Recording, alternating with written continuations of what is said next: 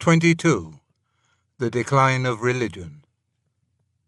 Taken from The Cherwell, Oxford, Volume 26, 29th of November 1946, reproduced in Undeceptions, 1971, then in First and Second Things, 1985, and now in Compelling Reason, 1998. From what I see of Junior Oxford at present, it would be quite easy to draw opposite conclusions about the religious predicament of what we call the rising generation, though in reality the undergraduate body includes men and women almost as much divided from one another in age, outlook, and experience as they are divided from the dons. Plenty of evidence can be produced to show that religion is in its last decline among them, or that a revival of interest in religion is one of their most noticeable characteristics. And in fact, something that may be called a decline and something that may be called a revival are both going on. It will be perhaps more useful to attempt to understand both than to try our luck at spotting the winner. The decline of religion, so often lamented or welcomed, is held to be shown by empty chapels. Now, it is quite true that chapels which were full in 1900 are empty in 1946. But this change was not gradual. It occurred at the precise moment when chapels ceased to be compulsory. It was not, in fact, a decline, it was a precipice. The 60 men who had come because chapel was a little later than rollers, its only alternative, came no more. The 5 Christians remained.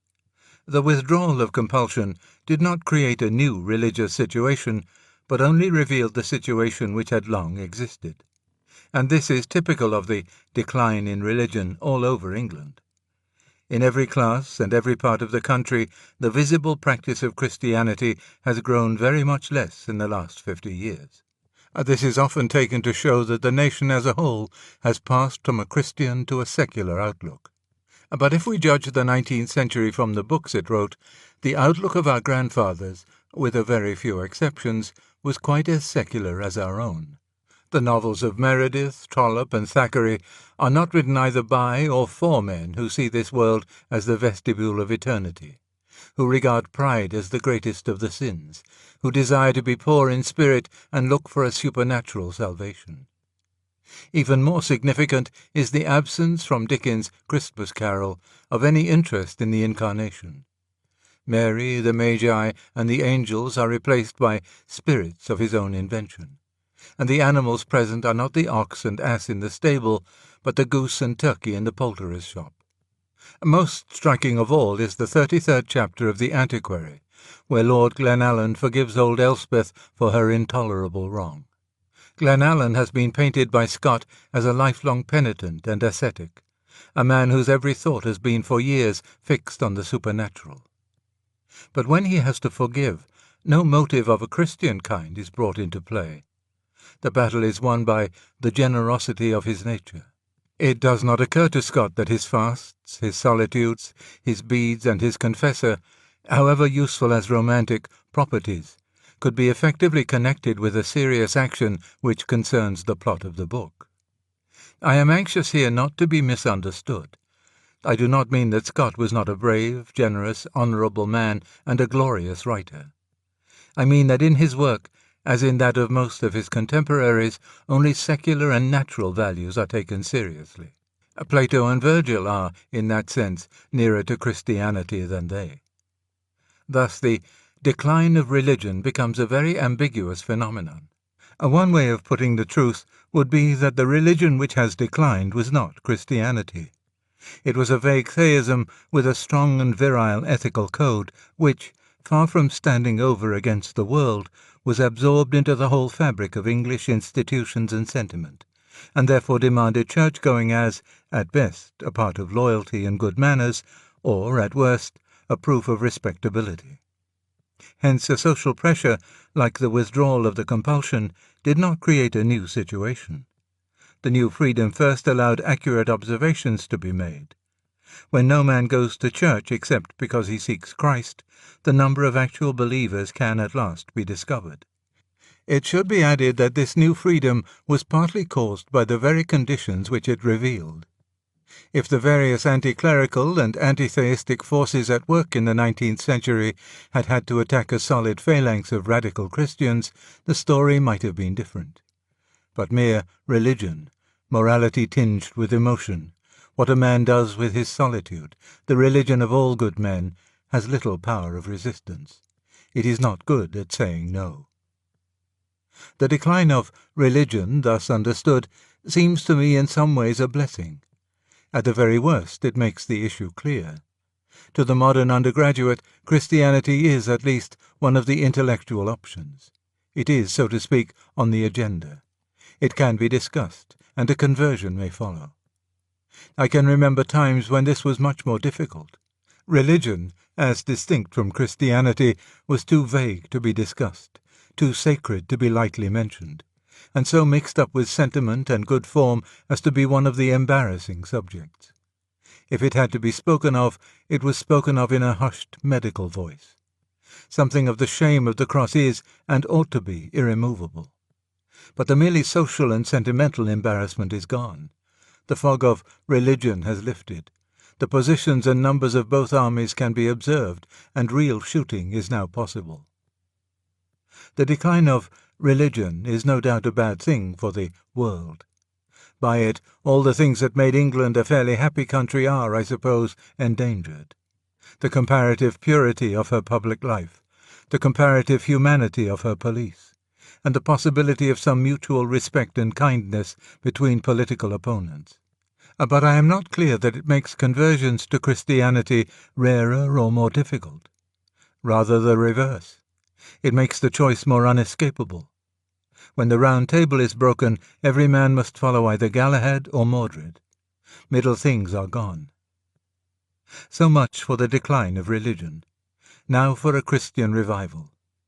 Those who claim that there is such a revival would point to the success in the sense that it can be tested by sales, of several explicitly and even violently Christian writers, the apparent popularity of lectures on theological subjects, and the brisk atmosphere of not unfriendly discussion on them in which we live.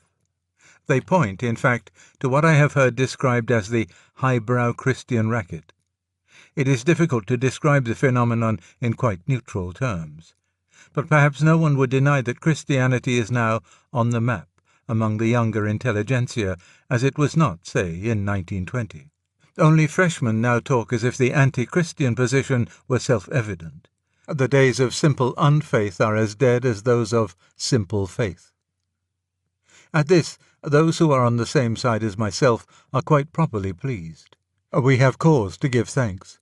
And the comments which I have to add proceed, I hope, not from a natural middle-aged desire to pour cold water into any soup within reach, but only from a desire to forestall, and therefore to disarm, possible disappointments. In the first place, it must be admitted by anyone who accepts Christianity that an increased interest in it, or even a growing measure of intellectual assent to it, is a very different thing from the conversion of England or even a single soul. Conversion requires an alteration of the will, and an alteration which, in the last resort, does not occur without the intervention of the supernatural. I do not in the least agree with those who therefore conclude that the spread of an intellectual and imaginative climate favourable to Christianity is useless. You do not prove munition workers useless by showing that they cannot themselves win battles, however proper this reminder would be if they attempted to claim the honour due to fighting men. If the intellectual climate is such that, when a man comes to the crisis at which he must either accept or reject Christ, his reason and imagination are not on the wrong side, then his conflict will be fought out under favourable conditions. Those who help to produce and spread such a climate are therefore doing useful work. And yet no such great matter after all. Their share is a modest one, and it is always possible that nothing whatever may come of it. Far higher than they stands that character whom, to the best of my knowledge, the present Christian movement has not yet produced.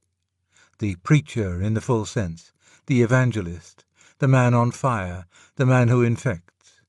The propagandist, the apologist, only represents John Baptist.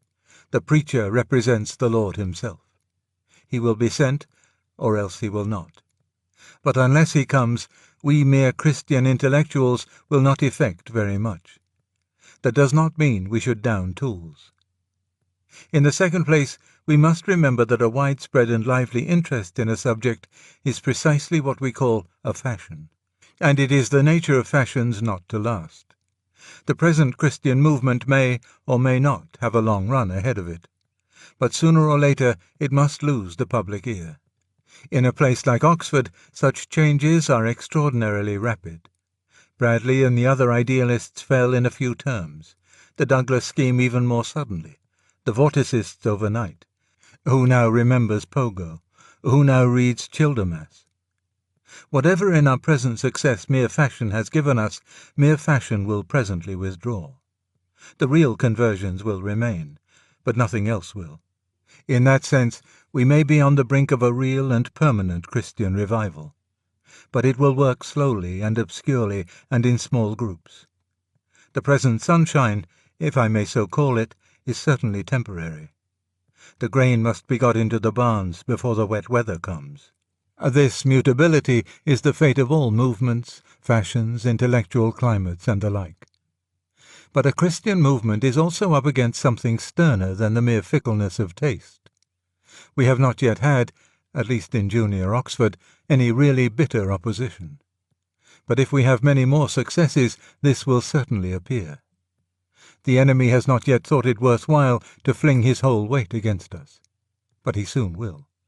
This happens in the history of every Christian movement, beginning with the ministry of Christ himself. At first, it is welcome to all who have no special reason for opposing it. At this stage, he who is not against it is for it. What men notice is its difference from those aspects of the world which they already dislike. But later on, as the real meaning of the Christian claim becomes apparent, its demand for total surrender, the sheer chasm between nature and supernature, men are increasingly offended. Dislike, terror, and finally hatred succeed. None who will not give it what it asks, and it asks all, can endure it. All who are not with it are against it. That is why we must cherish no picture of the present intellectual movement simply growing and spreading and finally reclaiming millions by sweet reasonableness. Long before it became as important as that, the real opposition would have begun, and to be on the Christian side would be costing a man at the least his career. But remember, in England the opposition will quite likely be called Christianity, or Christo-democracy, or British Christianity, or something of that kind. I think, but how should I know, that all is going reasonably well. But it is early days. Neither our armour nor our enemies is yet engaged. Combatants always tend to imagine that the war is further on than it really is.